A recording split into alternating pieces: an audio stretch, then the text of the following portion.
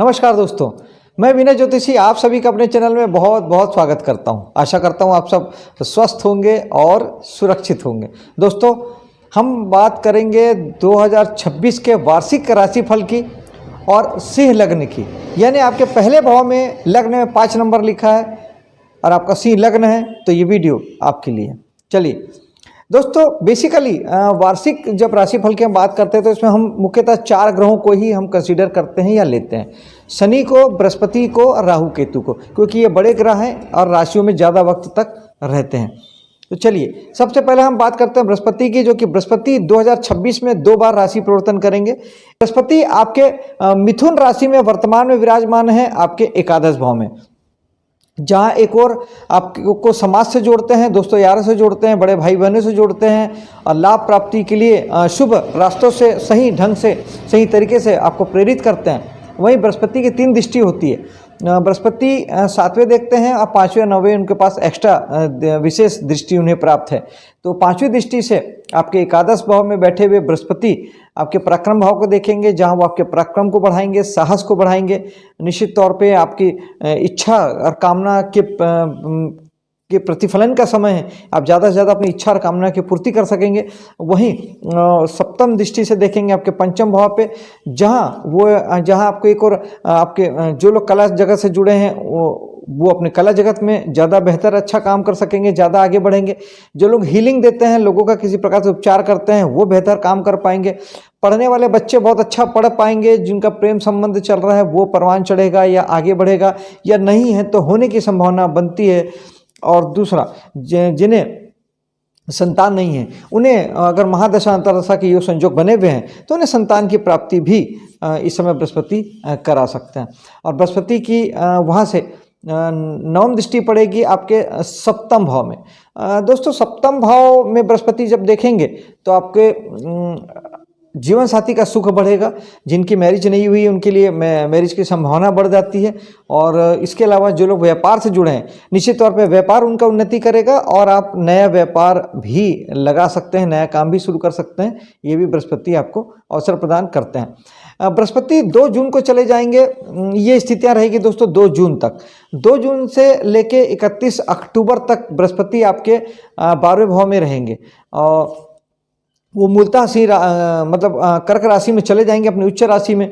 तो आपके उच्च राशि के बृहस्पति, लेकिन भाव आपका 12वां है। तो जहाँ एक और जो लोग हॉस्पिटल उद्योग से जुड़े हैं, जो लोग विदेशों से जुड़ के काम कर रहे हैं, जो लोग आयात निर्यात का बिजनेस कर रहे हैं, जो ध्यान योग प्राणायाम कर रहे हैं, जो योगा टीचर हैं, योगा सिखाते हैं, जो लोग फाइनेंस सेक्टर में हैं, जो पैसों का इन्वेस्टमेंट करते हैं, जहाँ इनके जीवन में बहुत अच्छा समय आएगा।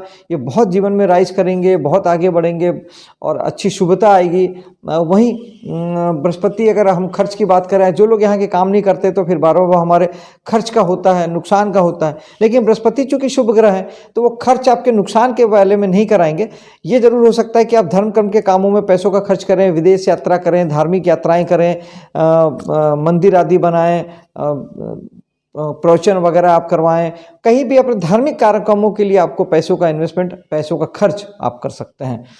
बृहस्पति कि यहाँ के बृहस्पति की जो पंचम दृष्टि है वो आपकी पड़ेगी आपके 4थे भाव में। तो ये 2 जून से लेके, यानी जून से लेके अक्टूबर तक का जो समय है, बृहस्पति आपके जीवन में मकान, संपत्ति, गाड़ी, लग्जरी, सुख साधन, मन की शांति, मन की खुशी, ये सारी चीज़ों को बढ़ाएंगे। माँ के जीवन में कोई अच्छी बातें हो सकती है, माँ के जीवन में कुछ राइजिंग हो सकता है, माँ को कुछ भाग्यवर्धक घटनाएं हो सकती है। और निश्चित तौर पे ये आपका जीवन का अच्छा समय होगा। और जो लोग बिल्डर हैं वो बहुत अच्छे से अपने मकानों को बेच पाएंगे, बना पाएंगे। जो लोग इंटीरियर का काम करते हैं, जो लोग वास्तु से जुड़े हैं, वो भी जीवन में अच्छा राइज इस समय में कर पाएंगे। फिर बृहस्पति की जो 7वीं दृष्टि है, यानी 12वें भाव में जो बृहस्पति हैं उनकी 7वीं दृष्टि आपके 6ठे भाव में पड़ेगी। तो जहाँ एक और ये नए नौकरी प्रोवाइड करेंगे। जो लोग सर्विस सेक्टर में हैं उन्हें नौकरी में उन्नति मिलेगी, नौकरी में उनकी सैलरी वगैरह बढ़ जाएगी, नौकरी में वो बेहतर कर पाएंगे। जो लोग सर्विस प्रोवाइडर हैं, जो लोग सामान नहीं बेचते, अपनी सेवाएं देते हैं। जैसे एक बाल काटने वाला बाल काट के पैसे लेता है, एक मैकेनिक आपके गाड़ियों को बना के, टीवी को बना के, एसी को बना के पैसे लेता है। तो सर्विस जो भी सर्विस बिजनेस में है, सर्विस सेक्टर में है, उनके लाइफ में अच्छा समय आएगा, वो कामों में बढ़ेंगे, सफलता अर्जित करेंगे, काम बढ़ेगा। वहीं जो लोग ये सारे काम नहीं करते हैं और धोखे से भी अगर लड़ाई झगड़े से अगर जुड़े हैं, या फिर अगर आप रोग बीमारी आपको परेशान कर रही है, या फिर आप कर्ज वगैरह लेने की सोच रहे हैं, तो ये चीज़ें तकलीफ दे सकती है, क्योंकि बृहस्पति सिर्फ बढ़ाते हैं। तो कर्ज इस समय में ना लें, लड़ाई झगड़े में ना पड़ें, और बीमारी है तो उसे तुरंत हील करें, उसे होल्ड ना करें, उसे बढ़ने का इंतज़ार ना करें, वरना ये आपके लिए तकलीफ दे हो सकता है। और बृहस्पति की नवम दृष्टि पड़ेगी आपके 8वें भाव पे। 8वां भाव जो है वो यूँ तो रुकावट, बाधा और चिंता परेशानी का है। जब आप यहाँ के कोई काम नहीं करते, तब बृहस्पति आपकी रुकावट, बाधा, चिंता परेशानी को बढ़ा सकते हैं। उसके लिए बेहतर होगा कि आप कुछ नया सीखें। ज्योतिष, वास्तु या टेरो कार्ड, न्यूमरोलॉजी जैसे विषयों को सीखते हैं तो और अच्छा है। अदरवाइज जब आप कुछ भी सीखते हैं तो आप कुछ खोजने और ढूंढने का काम करते हैं, जिससे आपका 8वां भाव उपयोग में आ जाता है, क्योंकि 8वां भाव कुछ खोजने का है, कुछ ढूंढने का है। और अगर आप यहाँ के काम करते हैं, जैसे आप ज्योतिष में हैं, वास्तु में हैं, टेरो कार्ड में हैं, न्यूमरोलॉजी में हैं, या आप सेल टैक्स, इनकम टैक्स से जो लोग खोज के ढूंढ के निकालते हैं, पुलिस में, मिलिट्री में, जासूसी डिपार्टमेंट में हैं, जो जासूसी करते हैं, अपराधी को पकड़ते हैं, खोजते हैं, ढूंढते हैं, रिसर्चर जो होते हैं, वैज्ञानिक होते हैं। 8वां भाव यानी खोजना, ढूंढना, डिस्कवर करना। इसके किसी भी फॉर्म में आप कुछ भी काम करते हैं तो बृहस्पति आपको जीवन में तरक्की देने वाले हैं। जून से लेकर अक्टूबर तक आपके काम बढ़ेंगे, ज़्यादा सफलता अर्जित करेंगे और अच्छा समय को आप उपभोग कर पाएंगे। और बृहस्पति उसके बाद 31 अक्टूबर को बृहस्पति आपके लग्न में आ जाएंगे। एक्चुअली बृहस्पति एक राशि में एक वर्ष रहते हैं, लेकिन इस साल अतिचारी होकर बृहस्पति अक्टूबर में सिंह राशि में जाएंगे और फिर वापस से कर्क राशि में आएंगे, क्योंकि एक साल तो वहाँ पूरा करेंगे, लेकिन बीच में वो अतिचारी होके और फिर वक्री होके ये फिर पीछे आएंगे। तो इस साल तो वक्री नहीं होंगे, इस साल तो पूरा 2 महीना वो सिंह राशि पर ही गोचर करते रहेंगे अगली राशि में। तो जब सिंह राशि पे 31 अक्टूबर को आएंगे तो नवंबर और दिसंबर का 2 महीना बृहस्पति आपके लग्न में बैठेंगे, जो आपको सात्विक बनाएंगे, शुभ बनाएंगे, अच्छी समझ देंगे। 5वीं दृष्टि से पंचम भाव को देखेंगे, जहाँ पे अगर हमने बात की कि कला जगत में आप तरक्की करने वाले हैं, संतान की प्राप्ति आपको हो सकती है, प्रेम प्रसंग में आपकी बढ़ोतरी हो सकती है। वहीं सप्तम दृष्टि से सप्तम भाव को देखेंगे, जहां आपको विवाह के शुभ अवसर प्राप्त होते हैं, पार्टनर आपके लिए अच्छा साबित होगा और जीवन में जीवन साथी के साथ अच्छे समय को आप गुजार सकते हैं, विदेश यात्रा आपकी हो सकती है। और नवम दृष्टि से बृहस्पति आपके भाग्य स्थान को देखेंगे तो निश्चित तौर पे इस समय में आपका भाग्य बढ़ेगा, पिता के लिए अच्छा समय है, आप धार्मिक यात्राएं कर सकते हैं, आप उच्च शिक्षा ले सकते हैं, उच्च शिक्षा के लिए विदेश जा सकते हैं, आप उपदेशक अगर हैं, आप धर्म के कामों से जुड़े हैं, आप अगर किसी प्रकार के मंदिर आदि संचालित करते हैं, तो ये सारी चीज़ें बढ़ने वाली है, अच्छा होने वाला है, बहुत अच्छा होने वाला है, भाग्य सारे कामों में आपका साथ देगा। दोस्तों ये था बृहस्पति का गोचर की सारी बातें। बृहस्पति जहाँ जहाँ बैठेंगे और जहाँ जहाँ देखेंगे, इन केस इसमें से किसी भी भाव को लेके, जैसे बीच में एक समय आता है जिसमें बृहस्पति जब आपके 12वें भाव में रहेंगे तो वहाँ से वो अक्टूबर, जून से लेकर अक्टूबर तक, तब वो आपके 6ठे और 8वें भाव को देखेंगे। उस समय में थोड़े से आपको खराब रिजल्ट आपको आ सकते हैं। 8वें के संबंध में चिंता परेशानी हो सकती है, 6ठे में आपको ऋण रोग शत्रु बढ़ सकते हैं। तो विशेष तौर पे उस समय के लिए आपको अगर उपायों की अगर हम बात करें तो गुरु के उपाय के लिए सबसे अच्छा होता है कि आप जीवित गुरु तत्व से जुड़ें, गुरु का आशीर्वाद लें, गुरु के पास जाएं, गुरु के पास बैठें, मंदिर आदि जाएं, पूजा पाठ करें, मंत्र जाप वगैरह करें, धर्म कर्म के कामों से जुड़ें, ये बहुत अच्छा है। और ब्रह्मा जी की पूजा की जाती है गुरु को ठीक करने के लिए। और हल्दी का आप पानी में नहाते समय थोड़ी सी हल्दी डाल दें तो इससे भी बृहस्पति का प्रभाव आपके जीवन में शुभता लाता है। और पीले कलर की चीज़ों का दान करने से बृहस्पति शुभ होते हैं, जैसे चने की दाल है या कोई पीले फल हैं या हल्दी की गांठें हैं, ये सारी चीज़ें आप दान में भी उपयोग कर सकते हैं। दोस्तों ये था बृहस्पति का। अब हम बात करते हैं शनि को लेकर। शनि आपके मीन राशि में आपके 8वें भाव में बैठे हैं। दोस्तों शनि का सिंपल सा फंडा है कि शनि जहाँ बैठे हैं और जहाँ देख रहे हैं, 3 भावों को वो देखेंगे, तीसरी दृष्टि से, 7वीं दृष्टि से और 10वीं दृष्टि से। और शनि एक जगह बैठे हुए हैं यानी आपके 8वें भाव में। तो ये 4 भावों पे शनि का प्रभाव आपको रहेगा। शनि जहाँ देखते हैं, जहाँ बैठते हैं, वहाँ के लिए आपको चाहते हैं कि आप उन भावों की जिम्मेदारी लें और उसे पूरा करें, उससे हार्डवर्क करें, मेहनत करके पूरा करें। ये सिंपल सा शनि का फंडा है। जब आप ये नहीं करते हैं तब शनि उन्हीं भावों में उन्हीं बातों को लेके आपको दुख देते हैं, पीड़ा देते हैं, क्योंकि शनि नैसर्गिक कारक दुख के और पीड़ा के हैं। जब आप उनके हार्डवर्क या मेहनत वाले काम में नहीं करते हैं तब। और शनि बीच में 13 जुलाई को शनि वक्री होंगे, जो 28 नवंबर तक रहेंगे। तो वक्री होने के समय में शनि के फलों में और बढ़ोतरी हो जाएगी। यानी अगर जिम्मेदारी उठा रहे हैं, हार्डवर्क कर रहे हैं, तब तो शनि ठीक रहेंगे, आपको कुछ नहीं होगा। लेकिन जब आप ये सारे काम नहीं करेंगे तो उस समय में शनि आपको 10 गुना ज़्यादा दुख दे सकते हैं और ज़्यादा पीड़ा पहुंचा सकते हैं। वो आपको फिर दिखाई देगा, समझ में आएगा। तो सिंपल सी बात है, जब ग्रह वक्री होता है तो उसके फल में बढ़ोतरी हो जाती है। हाँ, शनि राशि चेंज नहीं करेंगे, इस बात को समझिएगा। वक्री जरूर होंगे लेकिन मीन राशि पर ही पीछे जाएंगे और फिर वापस आ जाएंगे। इसमें इस राशि से बाहर शनि नहीं निकलेंगे, इसलिए हम मीन राशि पे शनि की ही गोचर की हम बात करेंगे। तो शनि आपके 8वें भाव में है, तो शनि 8वें भाव में चाहते हैं कि आप, जो लोग 8वें भाव के काम करते हैं, जो हमने बात की अकल्ट में जो लोग काम कर रहे हैं, ज्योतिष वास्तु में जो लोग काम कर रहे हैं, जो लोग वैज्ञानिक हैं, रिसर्चर हैं, इस जो जासूस हैं, उनके लिए है कि आपको उनकी जिम्मेदारी लेनी है और मेहनत करना है। यानी आप इजी काम नहीं कर सकते, चल रहे वाले फॉर्मेट पे काम नहीं कर सकते, आपको जिम्मेदारियाँ लेनी होगी, आपको मेहनत करना होगा। आप यहाँ के काम नहीं करते तब बच जाता है यहाँ का चिंता परेशानी तनाव।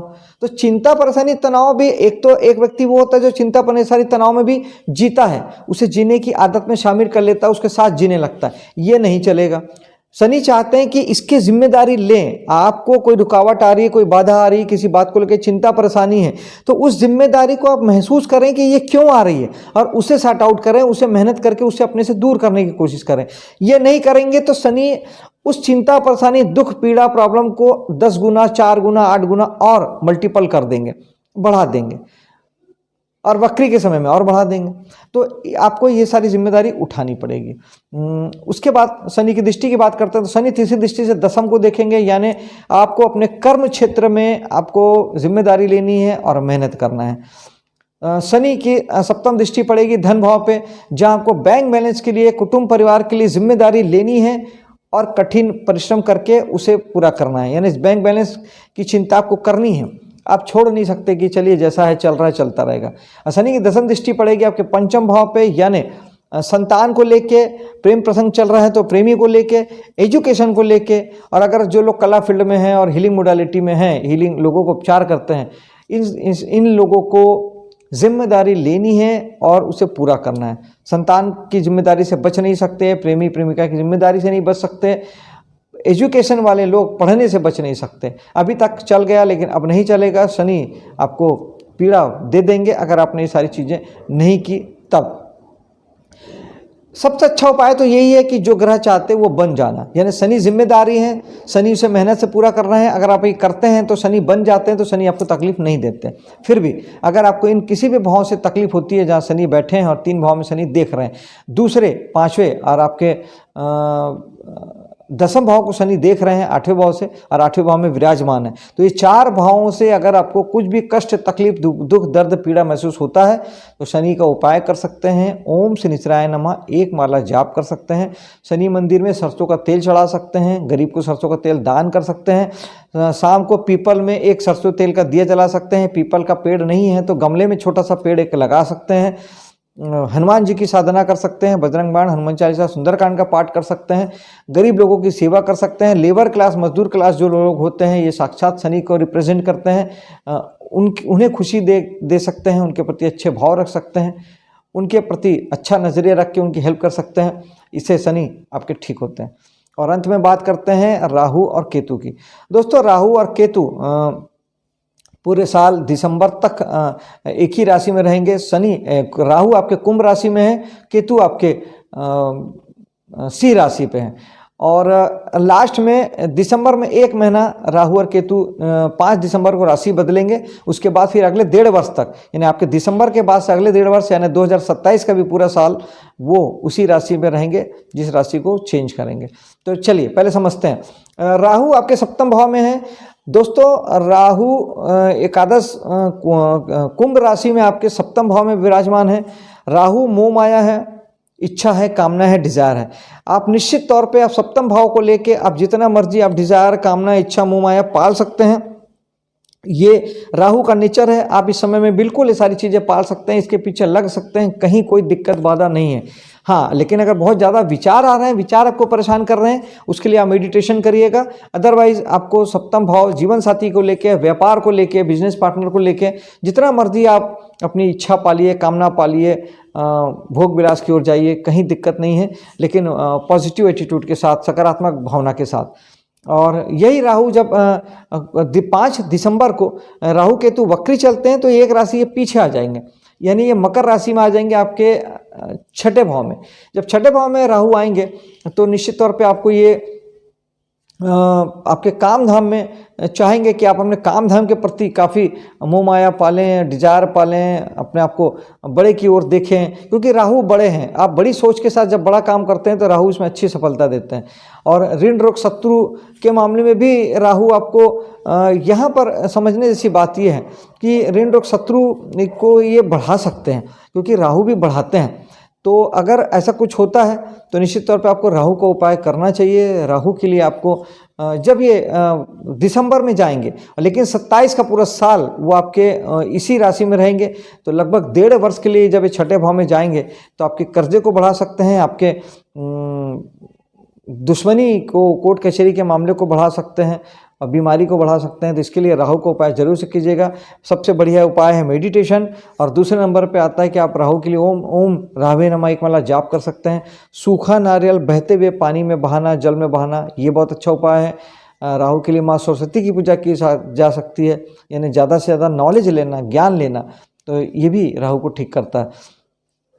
राहु दोस्तों, राहु केतु के ठीक उल्टा है, या ये कह लें कि राहु जहाँ एक और भोग विलास है, मोह माया है, सपने हैं, भविष्य है, एल्यूजन है, वहीं केतु वर्तमान में रहना है। केतु योगी है और राहु भोगी है। केतु योगी है, वो वर्तमान में रहता है, वो भविष्य की चिंता नहीं करता, वो सपने नहीं देखता, वो डिज़ायर नहीं पालता, वो बस जो है, जो जिम्मेदारी उसे दी जाती है उसे करता है और शांत रहता है। यही आपको करना है जहाँ केतु यहाँ बैठे हैं वहाँ पे। केतु आपके लग्न में विराजमान हैं आपके पूरे साल 5 दिसंबर तक। तो आपको चूँकि केतु लग्न में है तो लग्न से जुड़ी, आपसे जुड़ी जो भी बात है, यानी आप स्वयं के प्रति और किसी भी अपनी कामनाओं के प्रति आपको, क्योंकि बाकी किसी भी भाव में होता तो हम बात करते कि सिर्फ उस भाव के लिए, लेकिन चूंकि लग्न है और हम खुद हैं और हमसे हर बात जुड़ी हुई है। कुंडली के पूरे 11 भाव हमसे जुड़े हैं। पैसा किसका? हमारा। पत्नी किसकी? हमारी। बच्चे किसके? हमारे। धन किसका? हमारा।